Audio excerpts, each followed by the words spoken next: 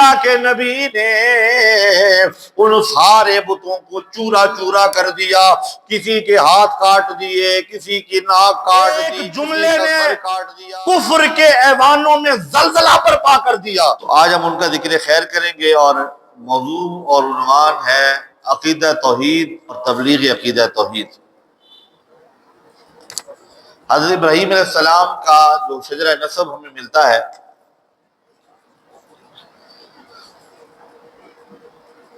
جناب ابراہیم علیہ السلام کے والد کا نام تھا جناب تارخ۔ جناب تارخ بیٹے تھے جناب ناحور کے، جناب ناحور بیٹے تھے صاروخ کے، اور صاروخ بیٹے تھے ارغوا کے، اور ارغوا بیٹے تھے فالغ کے، اور فالغ بیٹے تھے عابر کے، عابر بیٹے تھے شالخ کے، شالخ بیٹے ہیں جناب قیطان کے، اور قیطان بیٹے ہیں ارفخشد، اور ارفخشد بیٹے ہیں سام کے، اور سام بیٹے ہیں جناب نوح علیہ السلام کے۔ اور جناب نوح علیہ السلام کو آدم ثانی کہا جاتا ہے، کیونکہ حضرت آدم علیہ السلام کی اولاد حضرت نوح علیہ السلام کے دور تک جتنی بھی تھی، طوفان نوح میں ساری غرق ہو گئی، ختم ہو گئی، صرف وہ بچے جو حضرت نوح علیہ السلام پر ایمان لا چکے تھے۔ حضرت نوح علیہ السلام کی اولاد میں سے گویا حضرت ابراہیم علیہ السلام ہے۔ حضرت ابراہیم علیہ السلام کی جائے ولادت کے بارے میں مورخین کے اختلاف ہے، لیکن زیادہ مشہور جو قول ہے وہ یہ ہے کہ آپ بابل کے رہنے والے تھے۔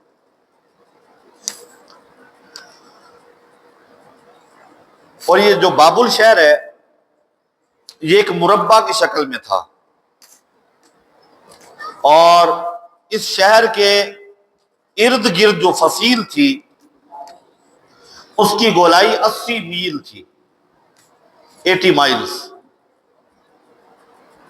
80 میل کی فصیل اور دیوار کے اندر بند شہر کو بابل کہا جاتا ہے، یعنی کوئی عام چھوٹا موٹا سٹی نہیں تھا۔ اور آپ جانتے ہیں کہ 1 میل جو ہے وہ تقریباً 1.7 آئی تھنک کلومیٹر بنتا ہے، تو گویا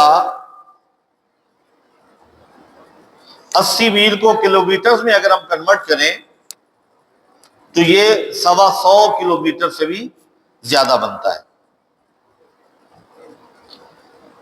اس شہر کی جو دیوار تھی نا، دیوار فصیل، اس کی چوڑائی 50 ہاتھ اور 1 ہاتھ 1.5 فٹ، یعنی 75 فٹ چوڑی دیوار تھی اس قلعے کی، اس فصیل کی، جس شہر میں حضرت ابراہیم علیہ السلام پیدا ہوئے۔ اور اس دیوار کی چوڑائی آپ اندازہ لگائیں 75 فٹ کم نہیں ہوتی۔ اس 75 فٹ دیوار کے اوپر باقاعدہ طور پہ گھوڑوں پر جو نگہبان تھے، جو سیکیورٹی کے لوگ تھے، وہ اس کی سراؤنڈنگ میں ان دیواروں پر چکر لگاتے تھے اور اپنی ڈیوٹیاں کرتے تھے۔ ایون کہ وہاں جو فصیل پر ڈیوٹی کرنے والے سیکیورٹی والے ہوتے تھے، ان کے کوارٹرز اور رہائشیں بھی اسی دیوار کے اوپر بنی ہوئی تھی۔ اتنی بڑی وہ دیوار چوڑی تھی کہ ان کے کوارٹرز رہنے کے لیے اسی دیوار کے اوپر تھے، اور اس کی بھی ایک ریزن تھی، کیونکہ وہ جو دیوار کی بلندی تھی نا وہ 300 فٹ تھی۔ دیوار کوئی 30-40 فٹ والی نہیں تھی، 200 ہاتھ یعنی 300 فٹ اونچی دیوار تھی۔ اور 300 فٹ کو آپ سمجھ لیں، اگر ہم 10-10 فٹ کی بھی ایک منزل گردانے، جیسے ایک منزل 10 فٹ کی ہوتی ہے، پھر دوسری منزل 10 فٹ کی، پھر تیسری منزل، تو اس سے آپ اندازہ لگا لیں 30 منزلہ اگر کوئی پلازا ہو تو کتنا اونچا ہوگا، کتنی ہائٹ ہوگی اس کی، اتنی اونچی وہ دیوار تھی۔ اس لیے وہاں اس دور میں لفٹیں ہوتی نہیں تھی، لہذا وہ سپاہی اگر اترتے اور چڑھتے رہے سیڑھیوں سے تو ان کے تو کام ہو گیا، لہذا ان کی رہائشیں دیوار کے اوپر ہی ہوتی تھی۔ اب اس سے اندازہ لگائیں وہ کتنا بڑا شہر اور کتنا اسے اپنے طور پہ مضبوط بنایا گیا تھا۔ اس کے بعد سیکنڈ جو اس کی سیکیورٹی لین تھی وہ یہ تھی کہ قلعے کی دیوار کے ساتھ خندق کھودی ہوئی تھی اور اس خندق میں پانی تھا۔ ایک تو 300 فٹ کو چڑھ نہ سکے، اور اگر اسے کاٹنا چاہے تو 75 فٹ کو کیسے کاٹے، اور اب وہ کاٹ بھی نہیں سکتا، چڑھ بھی نہیں سکتے، پھر بھی ساتھ خندق تھی اور اس میں پانی تھا، یعنی کسی بھی طرح سے کوئی شخص، کوئی لشکر اس شہر کو فتح کرنا چاہے تو کر نہ سکے۔ اور اس شہر میں جو بادشاہ تھا اسے کہا جاتا تھا نمرود، امرود نہیں، نمرود۔ اور نمرود کا ایک نام نمرود جسیم بھی تھا، یہ اچھے خاصے جسم کا مالک تھا، پہلوان ٹائپ۔ اور اپنی بادشاہت کے گھمنڈ میں ایک وقت آیا کہ یہ کافر شخص دعوی خدائی کر بیٹھا اور اس نے کہا کہ میں تمہارا رب ہوں، اور لوگوں سے خود کو سجدہ کرواتا تھا۔ اللہ نے اس جھوٹے مکار کافر کے غرور کا بت پاش پاش کرنے کے لیے اس شہر میں جس نبی کی پیدائش فرمائی اور جس نبی کو بھیجا اسے جناب ابراہیم علیہ السلام کہتے ہیں۔ آپ نے جب آنکھ کھولی تو آپ نے اپنے دائیں بائیں جو ماحول دیکھا تو یہ دیکھا کہ کچھ لوگ ستاروں کی پوجا کر رہے ہیں، کچھ لوگ سورج کی پوجا کر رہے ہیں، کچھ لوگ چاند کی پوجا کر رہے ہیں۔ اب میں یہاں پہ ایک جملہ عرض کرنا چاہتا ہوں، ہو سکتا ہے کوئی بندہ کل کلاں یہ کہے کہ جی یہ شاہ صاحب واقعات ہی سناتے ہیں، اور اکثر کوئی نہ کوئی واقعہ شروع ہوتا ہے، کبھی سلیمان علیہ السلام کا، کبھی ابراہیم علیہ السلام کا۔ اس کی دلیل میں قرآن سے پیش کرتا جاؤں۔ میں نے آیت وہی پڑھی ہے جو میرے موقف کی تردید جو ہے نا وہ تائید کرتی ہے، انکار کرنے والوں کی تردید کے لیے وہ کافی ہے۔ خالق کائنات نے فرمایا وَاذْكُرْ فِي الْكِتَابِ إِبْرَاهِيمَ إِنَّهُ كَانَ صِدِّيقًا نَبِيًّا۔ ذکر کیجئے کتاب میں ابراہیم علیہ السلام کا، وہ اللہ کے سچے نبی تھے۔ پتہ چلا اللہ کے پیاروں کا ذکر کرنا اللہ تعالیٰ نے اس کا حکم قرآن میں دیا ہوا ہے۔ اور دوسری چیز، حضرت ابراہیم علیہ السلام کا ذکر کریں تو کیا ملے گا؟ قرآن میں اللہ نے ذکر کیا ہے، گویا اللہ کی سنت ادا ہو جائے گی، رسول اللہ کے جد کی تعریف ہو جائے گی، قرآن کی آیتوں میں یہ موجود ہے تو گویا قرآن کی تلاوت کے ایک ایک حرف پہ 10 نیکیاں مل جائیں گی، 10 گناہ معاف ہو جائیں گے، 10 درجے بلند ہو جائیں گے۔ کرنا کیا ہے؟ جناب ابراہیم علیہ السلام کا ذکر۔ اگر ابراہیم علیہ السلام کا ذکر کریں تو ایک ایک حرف کے بدلے میں 10 نیکیاں، 10 گناہ معاف، 10 درجے بلند۔ تو مجھے بتائیں یہ شان ہے خدمتگاروں کی، سردار کا عالم کیا ہوگا؟ جناب ابراہیم نبی کا ذکر کرنے سے اتنی رفعتیں ملتی ہیں، اتنی بلندیاں ملتی ہیں، تو پھر مجھے بتائیں امام الانبیاء کا ذکر کیا جائے تو کتنا انعام ملے گا۔ اور پھر آج کل حضرت ابراہیم علیہ السلام کی یادگار کی یہ دن ہے، اور اندازہ لگائیں اس بات سے کہ حضرت ابراہیم علیہ السلام کی یادگار قربانی، حضرت ابراہیم علیہ السلام کی یادگار طواف بیت اللہ، حضرت ابراہیم علیہ السلام کی فیملی کی یادگار صفا مروہ کی سعی، حضرت ابراہیم علیہ السلام کی یادگار حجر اسود کا بوسہ، آپ کی یادگار میدان عرفات، مینا میں قربانی۔ اب مجھے بتائیں قربانی ہم پاکستان میں کریں یا قربانی ہم مکہ مدینہ میں جا کے کریں، ہے قربانی۔ اور جب قربانی کرتے ہم، قرآن کہتا ہے یہ تم اپنے لیے نہیں کر رہے، یہ کسی کی یادگار ہے، یا اللہ یہ کس کی یادگار ہے؟ فرمایا وَتَرَكْنَا عَلَيْهِ فِي الْآخِرِينَ، اے ابراہیم ہم نے تیرے بعد آنے والوں میں اسے باقی رکھا ہے، باقی آنے والوں کے لیے آپ کی اس قربانی کی یادگار ہے۔ اب حجاج کرام حج کریں گے تو پھر جائیں گے کنکریاں مارنے کے لیے۔ کنکریاں کسے مار رہے ہیں؟ جی شیطان کو مار رہے ہیں۔ تو میں نے کہا شیطان نے آپ کو قربانی کرنے سے روکا؟ نہیں۔ آپ کو حج کرنے سے روکا؟ نہیں۔ کنکریاں کیوں مار رہے ہیں؟ کہیں گے حضرت ابراہیم علیہ السلام کو روکنے کے لیے آیا تھا، انہوں نے کنکریاں ماری تھی، ہم ان کی ادا کو ادا کر رہے ہیں، ہم ان کی سنت کو ادا کر رہے ہیں۔ چلیں وہ تو آپ سنت ادا کر رہے ہیں، وہ اللہ کے نبی ہیں، بی بی ہاجرہ تو نبی نہیں ہے نا، کیونکہ عورت کوئی نبی ہوئی نہیں ہے۔ بی بی ہاجرہ نے دوڑ لگائی پانی تلاش کرنے کے لیے، صفا سے مروہ، مروہ سے صفا، 7 چکر لگائے، جہاں گہرائی میں جاتی تھی دوڑتی تھی، بلندی پہ آتی تھی آہستہ چلتی تھی۔ پانی مل گیا، اب راستے میں کولر لگے ہوئے ہیں، ٹھنڈا آب زمزم موجود ہے، ڈسپوزیبل گلاس موجود ہے، جاتے ہوئے بھی آپ پانی پیتے ہیں، آتے ہوئے بھی پانی پیتے ہیں، تو دوڑنے کی وجہ کیا ہے؟ انہیں تو پانی چاہیے تھا، دوڑ لگا رہی تھی، آپ کیوں دوڑ رہے ہیں؟ کہیں گے ان کے طریقے پہ چل رہے ہیں، ان کی سنت کو پورا کر رہے ہیں، ان کی ادا کو پورا کر رہے ہیں۔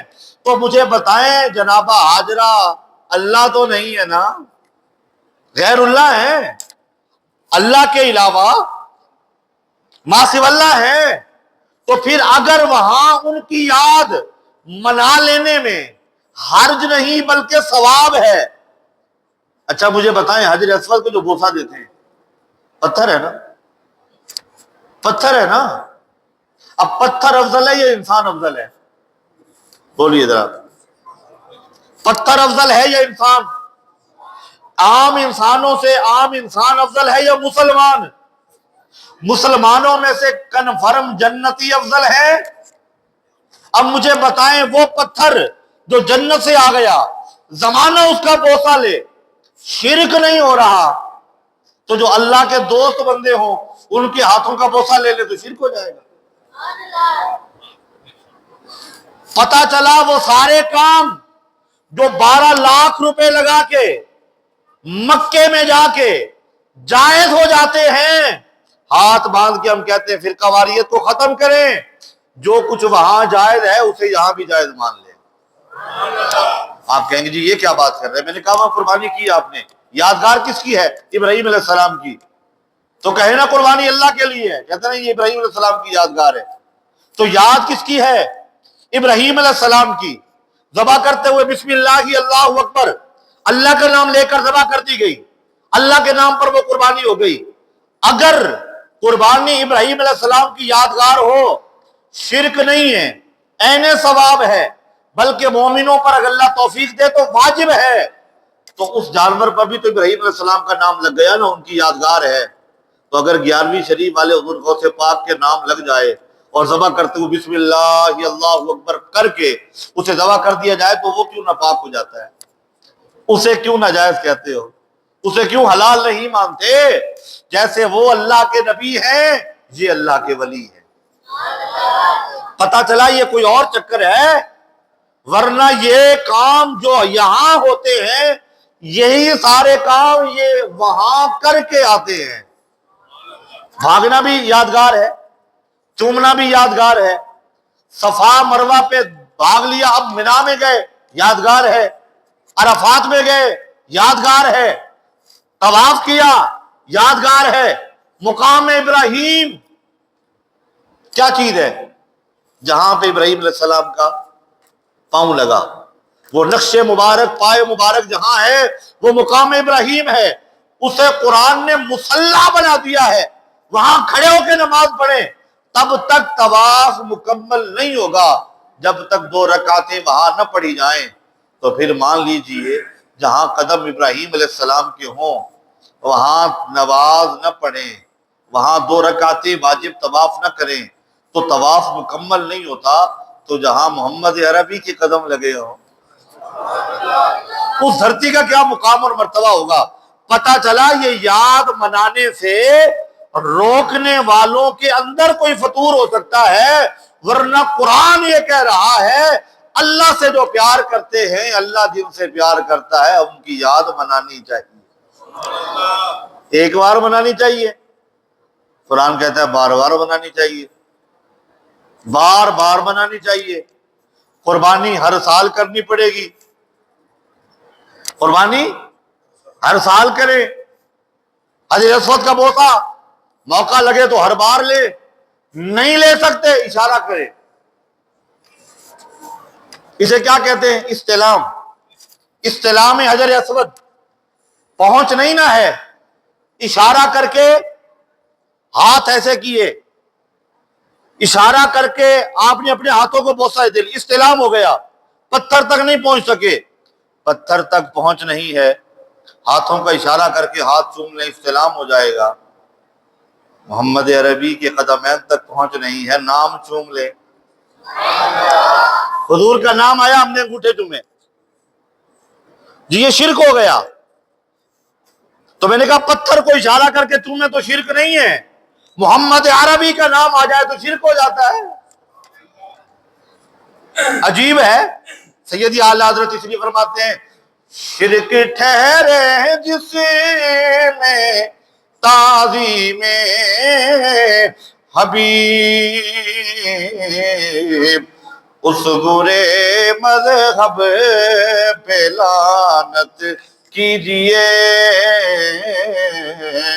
یا رسول اللہ کی کثرت کیجئے، یا رسول اللہ کی کثرت کیجئے، ملحدوں کی کیا مروت کیجئے۔ اللہ کے نبی نے ستاروں کو چمکتا ہوا دیکھا۔ قرآن کہتا ہے جناب ابراہیم علیہ السلام نے جب چمکتا ہوا چاند دیکھا، چمکتا ہوا سورج دیکھا، اللہ کے نبی کی زبان سے وہ جملے نکلے جو استفہام انکاری کے طور پہ تھے۔ فَلَمَّا رَأَى الشَّمْسَ بَازِغَةً قَالَ هَذَا رَبِّي هَذَا أَكْبَرُ۔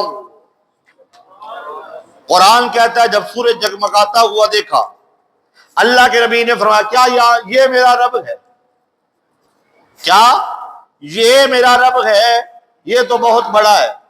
کچھ دیر ہوئی، سورج ڈوب گیا۔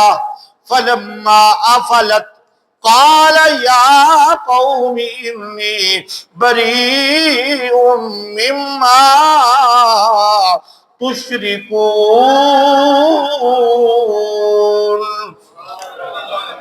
جب سورج ڈوب گیا تو فرمایا میری قوم میں تمہارے شرک سے بری ہوں۔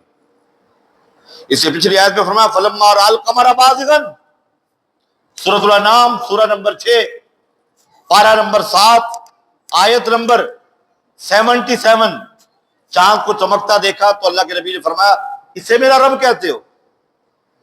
تھوڑی دیر گزری، چاند کی روشنی مدھم پڑ گئی، سورج نکلنے لگا۔ آپ نے فرمایا جو ڈوب جائے وہ خدا نہیں ہوتا، جو ڈوب جائے وہ خدا نہیں ہوتا۔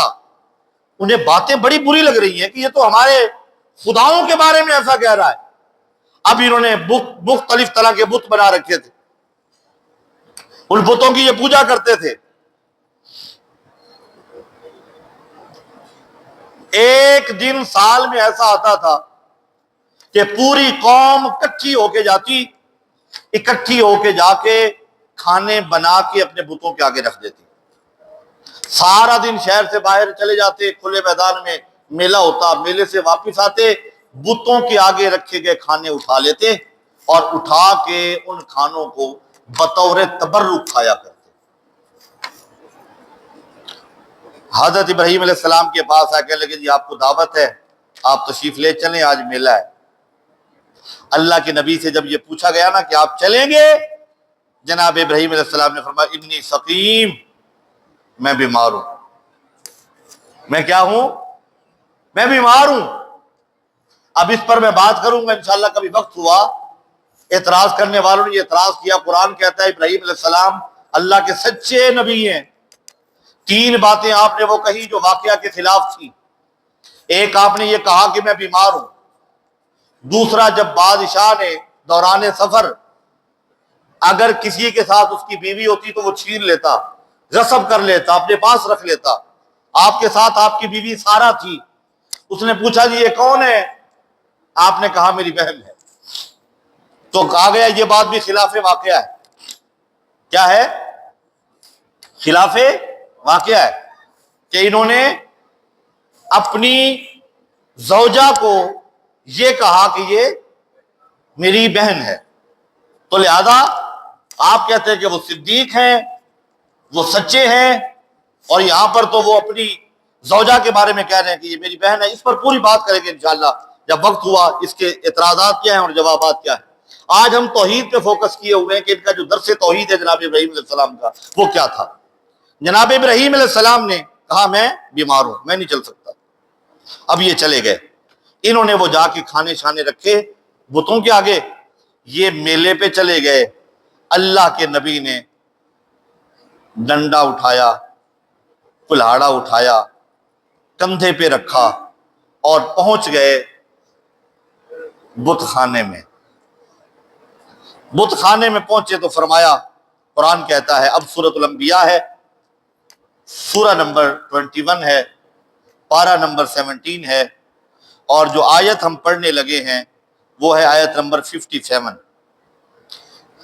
اللہ کے نبی نے ایک بار یہ کہا تھا وَتَاللَّهِ لَأَكِيدَنَّ أَصْنَامَكُمْ بَعْدَ أَن تُوَلُّوا مُدْبِرِينَ.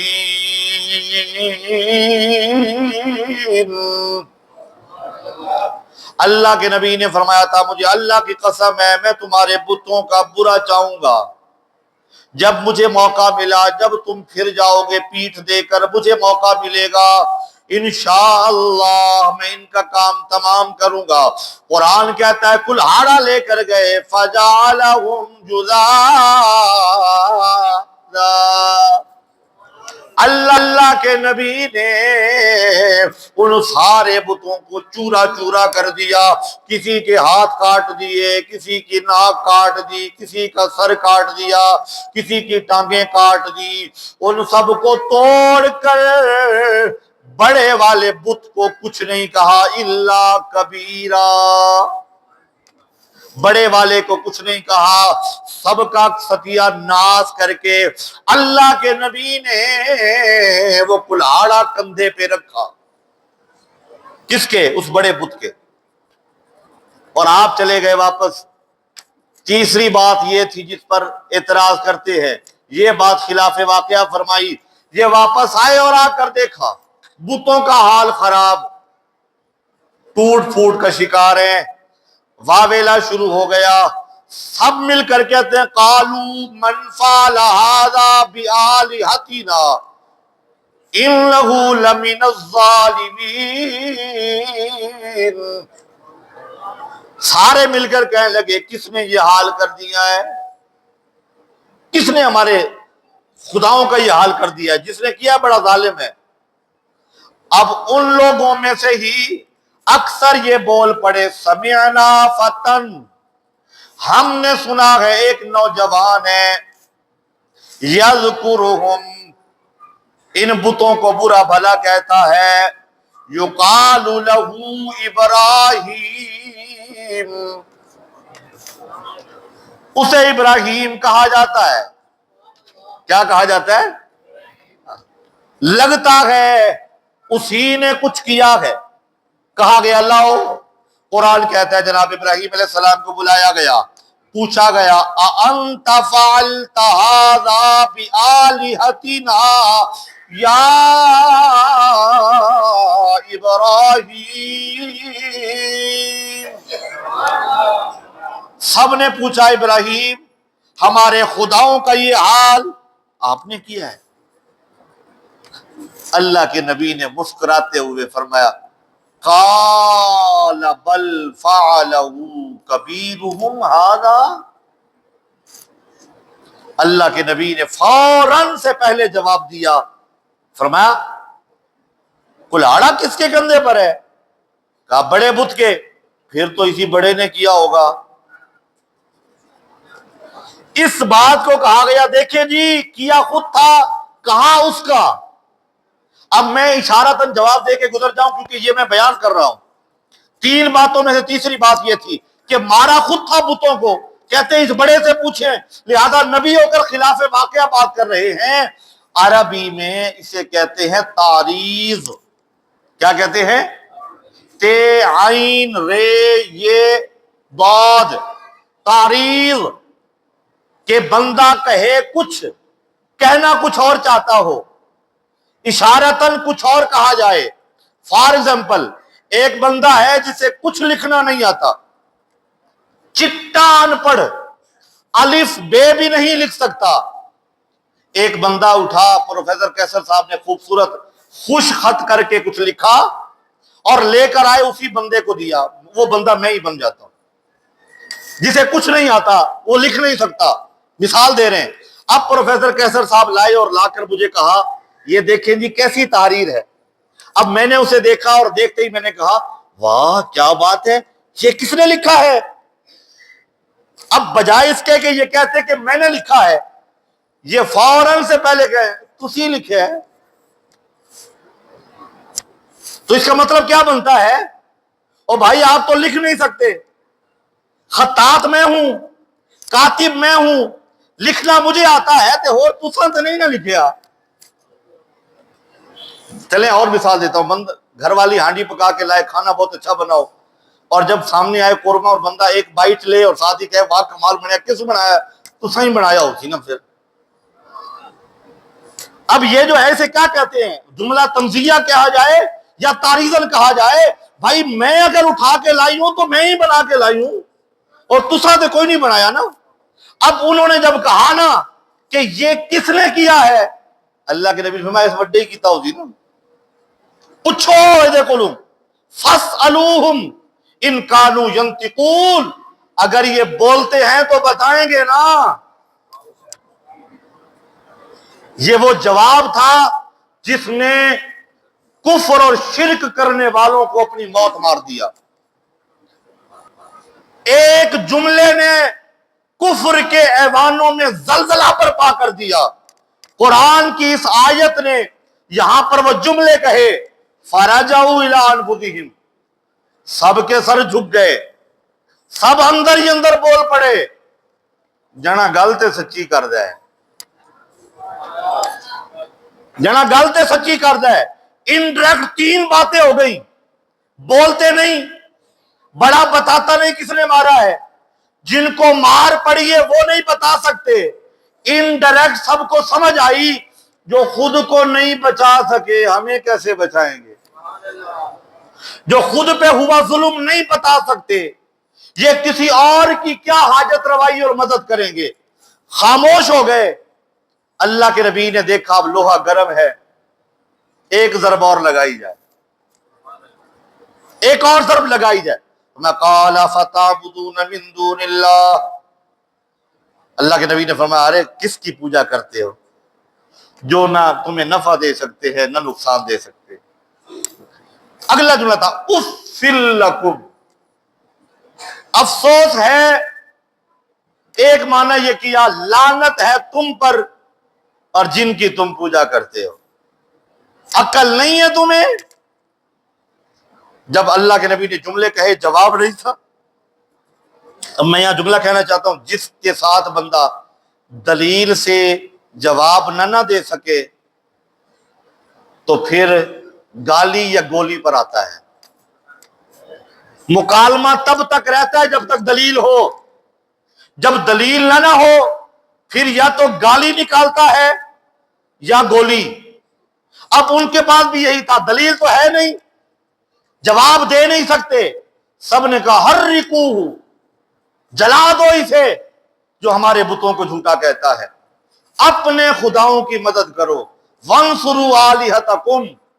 اللہ کے نبی مسکرائے، فرمایا واہ میرا خدا میری مدد کرتا ہے، تم کہتے ہو ہم اپنے خداؤں کی مدد کریں گے۔ اب انہوں نے پکڑا اور لے گئے دربار نمرود میں۔ اب ایک روایت یہ ہے کہ اس موقع پر آپ گئے، اور علامہ امام بغوی نے معالم التنزیل میں اس مقام پر یہ لکھا کہ بابل شہر میں قحط پڑ گیا، لوگ بھوک سے مرنے لگے، نمرود کے پاس غلہ موجود تھا، یہ مہنگا کر کے بیچنے لگا۔ کیا کر کے؟ مہنگا کر کے بیچنے لگا۔ پتہ چلا جب کسی شے کی قلت ہو اور اسے مہنگا کر کے بیچا جائے، یہ کام ابراہیمی نہیں ہے، نمرودی کام ہے۔ یہ نمرود والوں کا رویہ ہے۔ کسی شے کی قلت ہو جائے یا کوئی شے مارکیٹ میں ناپید ہو جائے یا کم ہو جائے، مل نہ رہی ہو، مہنگی کر دینا محمدیوں کا کام نہیں ہے، نمرودیوں کا کام ہے۔ سبحان اللہ، اس غلط کہنا چاہیے۔ اللہ اکبر۔ کہا نہیں دوں گا، مہنگا دوں گا۔ گھر میں جب فاقے کی نوبت آئی، جناب ابراہیم علیہ السلام کو گھر والوں نے کہا مہربانی فرمائے آپ بھی کچھ غلہ خرید لائیں۔ فرمایا مہنگا دیتا ہے اوروں کو، مجھے تو دے گا ہی نہیں۔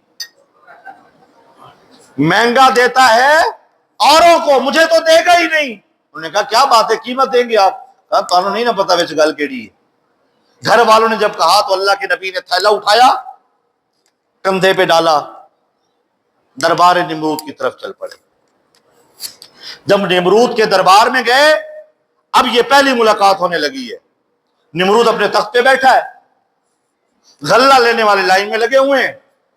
جو بندہ آتا ہے آگے اسے کہتا ہے من ربو کا، کیا رب کون ہے؟ وہ کہتا ہے انت ربی، نمرود تو میرا رب ہے۔ وہ کہتا ہے اتنے پیسے دے دے اور غلہ لے لے۔ یعنی ایک تو مہنگا بیچ رہا ہے، دوسرا نالے ووٹ بھی لے رہے ہیں۔ میں پتہ نہیں ان کی کیا گیا، اللہ کرے سمجھ آ جائے۔ ایک تو خون نچوڑ رہا ہے اپنی قوم کا، دوسرا ساتھ کہتا ہے مجھے ووٹ بھی دے کر جاؤ اور مجھے مانو گے تو ٹھیک ہے ورنہ نہیں دوں گا۔ بندے کہ بھی عجیب پھنسے ہیں، بندے کہتے جا رہے ہیں، غلہ لیتے جا رہے ہیں۔ ابراہیم علیہ السلام آئے، چہرے پہ چمک ہے، چہرے پہ نور ہے، آنکھوں میں عجیب سی کشش ہے۔ دیکھ کر نمرود کہتا ہے مسمو کا یا فتن، وہ جوانہ تیرا نام کی ہے؟ آپ ہمانا ابراہیم بن تاروخ، تاروخ کا بیٹا ابراہیم ہو۔ اچھا تاروخ جو فوت ہو گیا ہے؟ میں ہاں۔ اچھا ہاں جوان، من ربو کا، تیرا رب کون ہے؟ نہ دائیں دیکھا، نہ مائیں دیکھا، نہ سوچا، نہ کوئی ہومیوپیتھک جواب جیسے ہم بنا لیتے ہیں ایسے موقع پہ، کچھ نہیں۔ فوراً کہا ربی اللہ۔ کیا کہا؟ دربار نمرود میں یہ پہلی بار اس کی سماعتوں سے ٹکرایا، فوراً تڑپ کے کہتا کون اللہ؟ یہ کس کا نام لیا؟ یہ کون ہے؟ اللہ کے نبی فرماتے ہیں ربی الذی یحیی و یمیت۔ یہ نہیں کہا جو سورج کا مالک، جو آسمان بنانے والا، جو زمین بنانے والا۔ یہ نفسیاتی جواب ہے، سائیکولوجیکل جواب ہے۔ فوری طور پہ فرمایا کیا کرے گا تو؟ مار دے گا نا مجھے؟ میں تو اس کا نام لے رہا ہوں، موت بھی اسی کے ہاتھ میں ہے، زندگی بھی۔ یعنی اگلی بات بڑھ کے اگلا جملہ، میں اسے اللہ مانتا ہوں اور میرا رب وہ ہے جو زندہ بھی کرتا ہے، موت بھی دیتا ہے۔ اس نے کہا انا افعل ہکذا، میں بھی یہی کچھ کرتا ہوں۔ آپ حیران ہوئے بھائی یہ کیسا بھونگا بندہ ہے۔ اس نے فوری اپنے سپاہی کو بلایا، باہر جاؤ ایک بے قصور بندہ پکڑ لاؤ۔ وہ باہر گئے، گلی میں ایک نوجوان کو پکڑا، باہر لے کر آئے۔ اس نے کوئی قصور کیا ہے؟ نہیں۔ کہا سولی چڑھا دو۔ جاؤ سزائے موت کا قیدی لاؤ جسے کل سزائے موت ہونی، لے کر آئے۔ اسے کہتا ہے جا تو آزاد ہے۔ آج ہمیں یہ کیا کیا آپ نے؟ اس نے کہا وہ جس کو پکڑا ہے بے گناہ تھا، اور اس بے گناہ کو میں نے مار دیا، لہذا موت میرے ہاتھ میں ہے، اور جس کی موت لازمی تھی اسے قید خانے سے نکال کے میں نے آزاد کر دیا، لہذا زندگی میرے ہاتھ میں ہے۔ اللہ کے نبی نے ماتھے پہ ہاتھ مارا، فرمایا تجھے تو بیسک چیز ہی پتہ نہیں ہے، جس بے گناہ کو مارا یہ بھی ظلم ہے، اور جس گناہگار کو ویسے چھوڑ دیا یہ بھی ظلم ہے، تجھے تو پتہ ہی نہیں حقیقت کیا ہے۔ لیکن زیادہ بحث کیا کرنی ہے، فوراً سے اگلا جواب کا کہا میرا رب وہ ہے جو روزانہ صبح مشرق سے سورج کو طلوع فرماتا ہے، فَأْتِ بِهَا مِنَ الْمَغْرِبِ، اگر تو سچا ہے میرے اللہ کا کام ہے، ان اللہ یاتی، روزانہ لاتا ہے، من المشرق، مشرق سے، تو اگر خدا کہتا ہے خود کو مغرب سے لے آ۔ اللہ کے نبی نے جب یہ جملے کہے، اب یہ جملہ میں کہنے لگا ہوں، فوراً سے اللہ کے نبی کے دل میں خیال آیا یہ بندہ تو بے ایمان ہے، جھوٹا ہے، مکار ہے، اگر اس نے پینترا بدلا اور فوری طور پہ یہ کہہ دیا کہ جو مشرق سے سورج نکلتا ہے وہ میں نکالتا ہوں، اگر ابراہیم تو سچا ہے اور تیرا خدا ہے تو اپنے رب کو کہہ وہ مغرب سے نکالے۔ اللہ کے نبی کے دل میں خیال آیا نا، ممکن ہے ایسا ہو جائے۔ ابھی یہ خیال آنے لگا تھا، اللہ نے جبریل کو فرمایا جلدی جا میرے نبی کے کان میں جا کر کہہ گھبرانا نہیں ہے، نہ گھبرانا نہیں ہے، یہ خیال دل میں آ گیا ہے، گھبرانا نہیں ہے۔ اگر یہ کمینہ کہہ دے کہ مشرق سے میں طلوع کرتا ہوں، آپ اگر سچے ہیں اپنے رب سے کہے مغرب سے آئے، گھبرانا نہیں ہے، اشارہ کرنا مغرب سے سورج آ جائے گا۔ اللہ کے نبی مسکرا کے بے فکر ہو کے اسے دیکھتے ہیں، کانفیڈنس بھی بڑی شے ہوتا ہے نا، وہ لوز نہیں ہوا، اسی طرح مسکرا کے دیکھا، قرآن کہتا ہے اس مسکراہٹ نے نمرود کو اپنی موت مار دیا۔ فَبُهِتَ الَّذِي كَفَرَ، مبہوت ہو گیا، ڈر گیا، خوف زدہ ہو گیا، اب کہتا ہے اس جوان کو زندہ نہیں رہنا چاہیے۔ اب میں یہاں ایک جملہ کہنا چاہتا ہوں، اللہ کے نبی نے کیونکہ نمرود نے دعویٰ نہیں کیا، مطالبہ نہیں کیا، اللہ کے نبی نے مغرب سے سورج کو نہیں بلایا، اللہ نے وہ ادھار رکھے رکھا، وہ ادھار ہے، دادے سے وعدہ تھا اشارہ کرنا مغرب سے آ جائے گا۔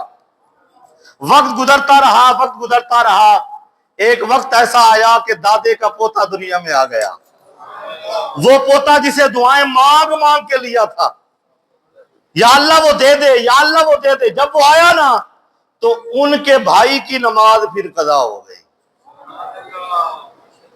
اب اس پوتے کے بھائی کی نماز قضا ہوئی